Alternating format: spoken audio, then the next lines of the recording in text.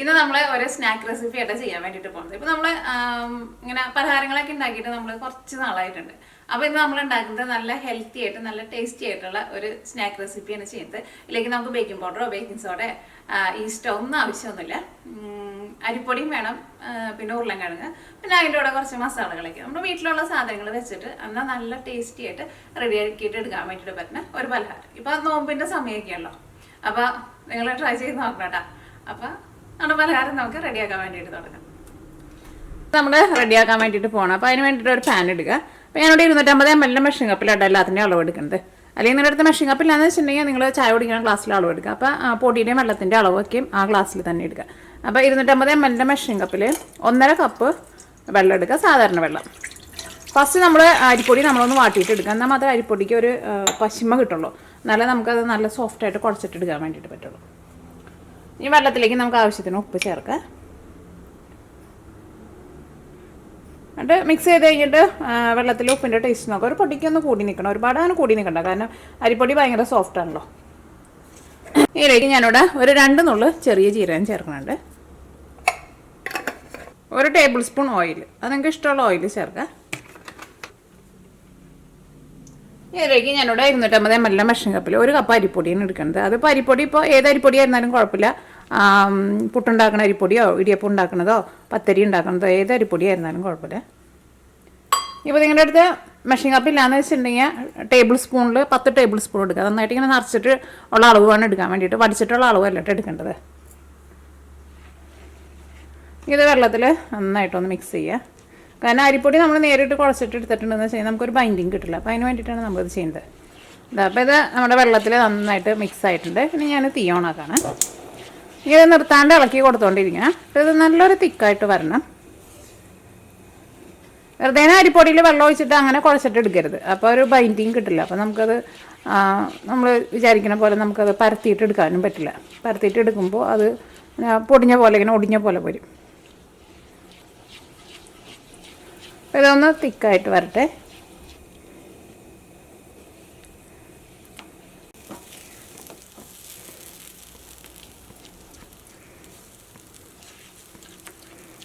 അപ്പോൾ ഇത് തിക്കാവാൻ വേണ്ടിയിട്ട് തുടങ്ങിയിട്ടുണ്ട്. അപ്പോൾ ഞാനിവിടെ തീ നോക്കിയേ ഒന്ന് കുറച്ച് വെച്ചിട്ടുണ്ട്, അല്ലെങ്കിൽ ഇത് പെട്ടെന്ന് കട്ട പിടിക്കും.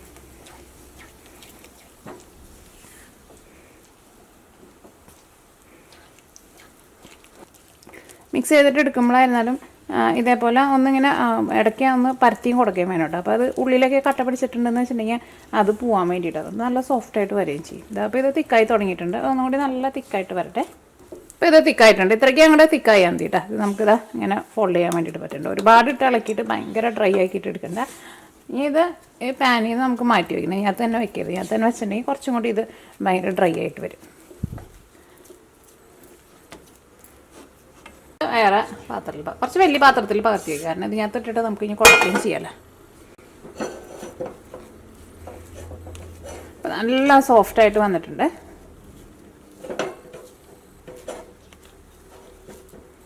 ഇത് ഇരുന്നിട്ട് ഒന്ന് ചൂടാറട്ടെ. അത് ഇടയ്ക്ക് ഒന്ന് മിക്സ് ചെയ്ത് കൊടുക്കാൻ വേണം കേട്ടോ. അല്ലെങ്കിൽ ചിലപ്പോൾ ഇതിൻ്റെ ഈ മോൾ ഭാഗം ചിലപ്പോൾ ഡ്രൈ ആയിട്ട് വരും.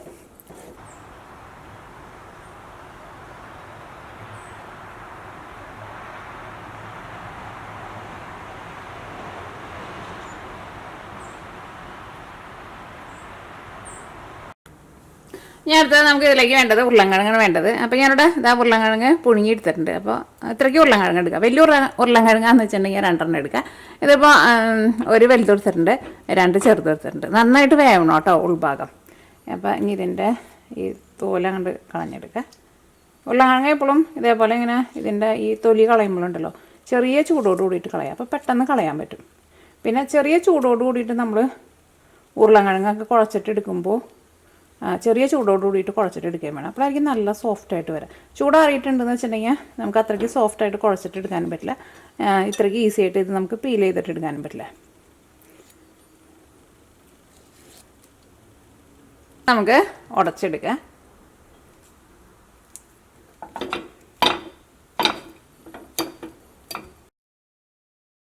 നമ്മുടെ അരിപ്പൊടി നമ്മൾ റെഡിയാക്കിയിട്ട് വെച്ചല്ലേ, അതിലേക്ക് നമ്മൾ ചേർക്കാൻ വേണ്ടിയിട്ട് പോകാം കേട്ടോ.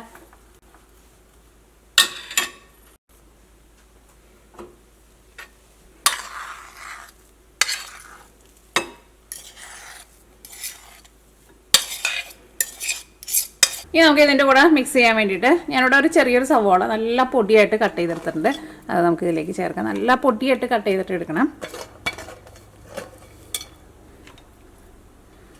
അതേപോലെ തന്നെ അത്യാവശ്യം ഒരു വലിയ കഷ്ണം ഇഞ്ചി ഇതാ നല്ല പൊടിയായിട്ട് കട്ട് ചെയ്തിട്ടുണ്ട്.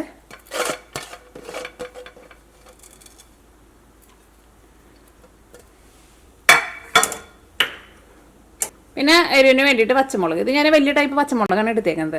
ഇതിന് എരിവ് വളരെ കുറവാണ്. ഇങ്ങനത്തെ അധികം എരിവില്ലാത്ത മുളകായിരിക്കും ഇങ്ങനെ ചേർക്കുമ്പോൾ നല്ലത്. കാരണം നമ്മൾ കടിക്കുമ്പോൾ ഭയങ്കര എരിവ് വരും. കറിയിലാവുമ്പോൾ അത്രയ്ക്ക് കുഴപ്പമില്ല.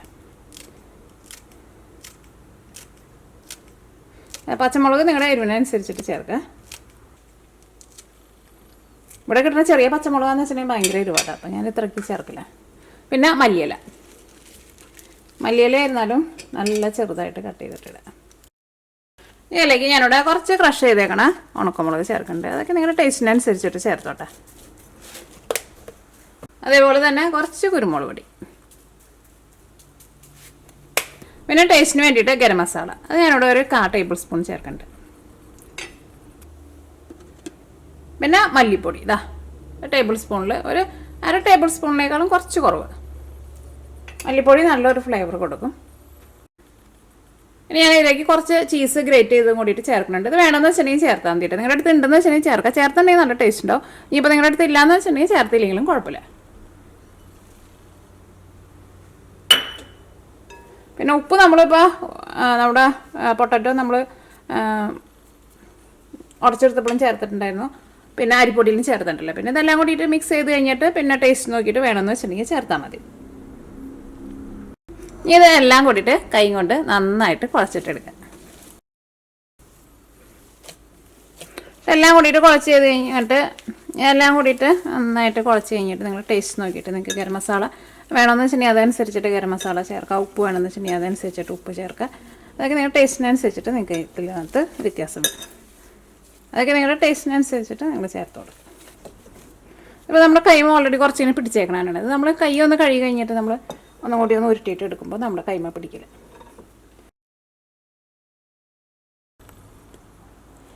എൻ്റെ കൈ ഞാൻ നന്നായിട്ടൊന്ന് കഴുകിയിട്ടുണ്ട്. കാരണം കൈമ കുറച്ചങ്ങനെ പിടിച്ചിട്ടുണ്ടെന്ന് വെച്ചിട്ടുണ്ടെങ്കിൽ പിന്നെ അത് കൈമ പിടിച്ചുകൊണ്ട് തന്നെ ഇരിക്കും. നമ്മൾ എന്ത് സാധനം മിക്സ് ചെയ്യുമ്പോഴായിരുന്നാലും അവസാനം ആകുമ്പോൾ കൈ ഒന്ന് കുഴച്ചിട്ട് അത് കട്ട്ലേറ്റ് ഉണ്ടാക്കുമ്പോഴായിരുന്നാലും നമ്മൾ ഷേപ്പ് കൊടുക്കുമ്പോൾ കൈ ഒന്ന് കഴുകിയിട്ട് വേണം ചെയ്യാൻ വേണ്ടിയിട്ട്. അല്ലെങ്കിൽ പിന്നെ അത് കൈമ പിടിച്ചിരിക്കും.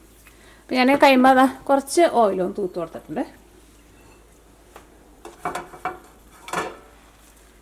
ഇത് നമ്മുടെ മിക്സിങ് നമ്മുടെ ഈ പാത്രത്തിലേക്ക് വയ്ക്കും. ഇനി നമ്മൾ കൈ വെച്ചിട്ട് നമ്മൾ കുഴയ്ക്കുമ്പോൾ നമ്മുടെ കൈമ പിടിക്കില്ല. നോക്കിക്കേ. അപ്പോൾ ഇത് പരത്താൻ വേണ്ടിയിട്ട് ഞാനിവിടെ ഒരു ചപ്പാത്തി പലക എടുത്ത്, അല്ലെങ്കിൽ നിങ്ങൾ കൗണ്ടർ ടോപ്പുമേ എന്തെങ്കിലും ഇട്ടിട്ട് പരത്തിയിട്ട് എടുക്കുക. അപ്പോൾ ഇതിൻ്റെ മുകളിലേക്ക് ഞാൻ കുറച്ച് പൊടിയൊന്ന് വെതറി കൊടുക്കണ്ടേ. നമ്മുടെ മിക്സിങ് എടുക്കുക. ഇത് നമ്മുടെ ഈ കയ്യിൽ വെച്ചിട്ട് ആദ്യം ഒന്ന് പരത്തി കൊടുക്കുക. അത് കഴിഞ്ഞിട്ട് നമ്മുടെ ചപ്പാത്തി പലകയിലേക്ക് വയ്ക്കും.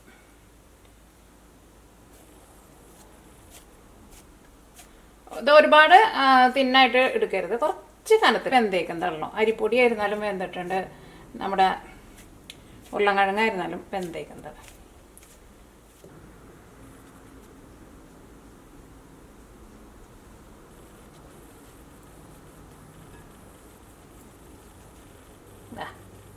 നമ്മളൊന്ന് പരത്തി സൈഡൊക്കെ ഒന്ന് ഷേപ്പാക്കിയിട്ട് എടുത്തിട്ടുണ്ട്. ഇനി ഇത് നമുക്ക് കട്ട് ചെയ്യാം.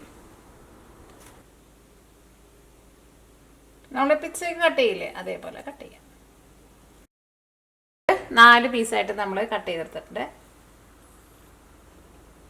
ഇത് കട്ട് ചെയ്തെടുത്ത് കഴിയുമ്പോൾ ഇതേപോലെ നമുക്കിങ്ങനെ പീസായിട്ട് നമുക്ക് എടുക്കാൻ വേണ്ടിയിട്ട് പറ്റണം കേട്ടോ. അതിന് വേണ്ടിയിട്ടാണ് നമ്മൾ അടിയിൽ നമ്മൾ പൊടി ഇട്ടത്. അല്ലെങ്കിൽ നമുക്ക് അടിയിൽ നിന്ന് എടുക്കാൻ വേണ്ടിയിട്ട് പറ്റില്ല കേട്ടോ. പരന്നിട്ടുള്ള പാൻ എടുത്തിട്ടുണ്ട്. ഇതിലേക്ക് നമുക്ക് കുറച്ച് ഓയിലൊന്ന് ഒഴിക്കാം.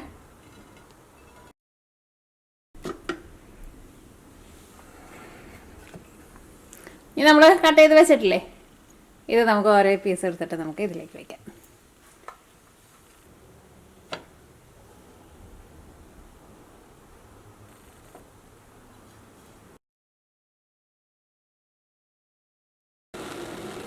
നമ്മുടെ പാൻ ഒന്ന് ചൂടായി കഴിഞ്ഞ് കഴിയുമ്പോൾ പിന്നെ തീ ഒരു മീഡിയം ഫ്ലെയിമിൽ വയ്ക്കണം. എന്നിട്ട് കുറച്ച് ഓയിൽ ഇതിൻ്റെ മുകളിൽ ഒഴിച്ചിട്ട് രണ്ട് സൈഡും തിരിച്ച് മറിച്ചിട്ടിട്ട് ക്യാമറ അഡ്ജസ്റ്റ് ചെയ്തേക്കിട്ട് രണ്ട് സൈഡും തിരിച്ച് മറിച്ചിട്ടിട്ട് നന്നായിട്ട് മൊരിയിച്ചിട്ടെടുക്കണം. പിന്നെ ഇതിൻ്റെ ഉൾഭാഗമൊന്നും വേവൊന്നും നമ്മൾ പേടിക്കേണ്ട കാര്യമില്ല. കാരണം ഓൾറെഡി നമ്മൾ ഇതിലേക്ക് ചേർത്തേക്കണ എല്ലാ സാധനങ്ങളും വെന്തേക്കുന്നതാണ്. കുറച്ച് സമയം എടുത്തിട്ട് എടുക്കുക. അപ്പോഴായിരിക്കും അത് നന്നായിട്ട് മൊരിഞ്ഞ് വരുമ്പോഴായിരിക്കുമല്ലോ, എന്ത് സാധനം മൊരിഞ്ഞാലായിരിക്കുമല്ലോ കഴിക്കാൻ വേണ്ടിയിട്ട് ടേസ്റ്റ് ഉണ്ടാവുക.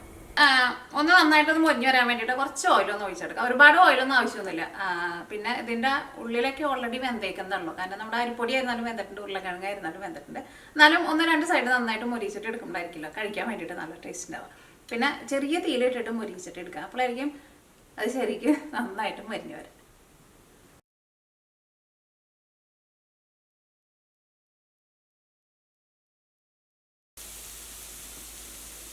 അപ്പോൾ ഇത് രണ്ട് സൈഡ് നന്നായിട്ട് മൊരിഞ്ഞ് വന്നിട്ടുണ്ട്. ഇതേപോലെ ഇങ്ങനെ മൊരിഞ്ഞ് നല്ലൊരു ഗോൾഡൻ കളറായിട്ട് വരണം. എത്ര നന്നായിട്ട് മൊരിച്ചിട്ട് എടുക്കണം അത്രയ്ക്ക് നല്ല ടേസ്റ്റ് ഉണ്ട്. അപ്പോൾ ഈ നമ്മൾ തീ ഓഫ് ചെയ്യാം കേട്ടോ.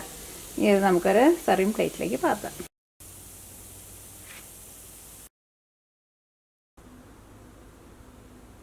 അപ്പോൾ നമ്മുടെ നല്ല ഈസിയും നല്ല ഹെൽത്തി ആയിട്ടുള്ള നമ്മുടെ പലഹാരം റെഡി ആയിട്ടുണ്ട്.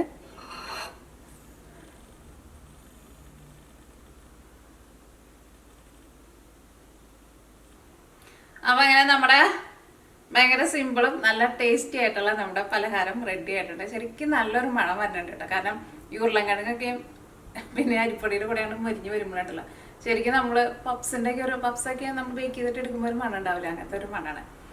അപ്പം ഞാനൊന്ന് കഴിച്ച് നോക്കിയിട്ട് പറയാം.